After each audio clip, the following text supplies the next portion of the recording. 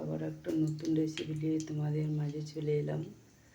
তো রেসিপিটা আমার তৈরি করেছি, আবার এই রেসিপিটাও তৈরি করেছি, তবু বারবার তোমাদের সামনে তুলে ধরি কারণ এটা আমার খুব ভালো লাগে। তোমরা যদি এভাবে ঘরে করে খাও তো দেখো, তেল 5 ফোড়ন দিয়ে দিলাম, দেখতে পাচ্ছ। আর দেখো মসুর ডাল চুকে দিলাম,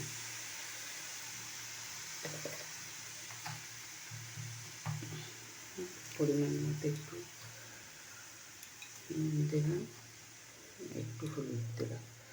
তো চলো, এদিকে তোমার হচ্ছে তেলও দিয়ে দিয়েছি, দেখতে পাচ্ছ। দেখো কাঁচা আর এটা খাবারের কী বলে দেখতে পাচ্ছ।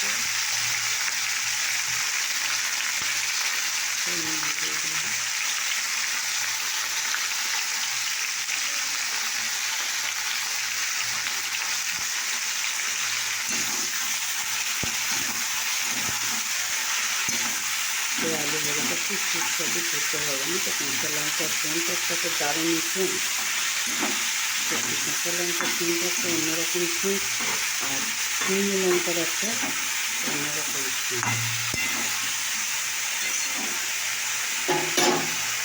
দেখো আমার ডালটা হয়ে গেছে।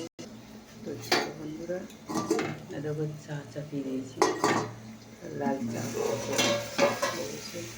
আর একটা দেখো আলু ভাজাটা দেখো,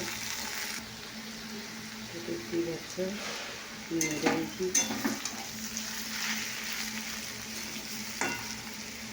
তো তোমাদের এই রেসিপিগুলো কেমন লাগছে বলো। তো দেখো বন্ধুরা, আমার এই রেসিপিটা কিন্তু হয়ে গেছে, খাটিয়ে দিয়েছি তাও তলায় ধরে যাচ্ছে, আলুটা খুবই সেদ্ধ হয়ে গেছে। আর ওইদিকে আমার চাও হয়ে গেছে, দেখতে পাচ্ছ। আর তোমাদের এই রেসিপিটা কেমন লাগলো অবশ্যই কমেন্ট করে জানিও। এটা বেশি কিছু লাগেনি, যারা দেখোনি প্রথম থেকে আবার আমি তাদের বলে দিচ্ছি। তো এখানে দেখো আমি কাঁচা লঙ্কা ফোড়ন দিয়েছি, দেখতে পাচ্ছি গোটা গোটা আলু হলে কি সুন্দর সেদ্ধ হয়ে গেছে। তো এখানে শুকনো লঙ্কা দিয়ে কাঁচা লঙ্কা ফোড়ন দিয়েছি, তেলটা ভালো করে গরম হয়ে শুকনো লঙ্কা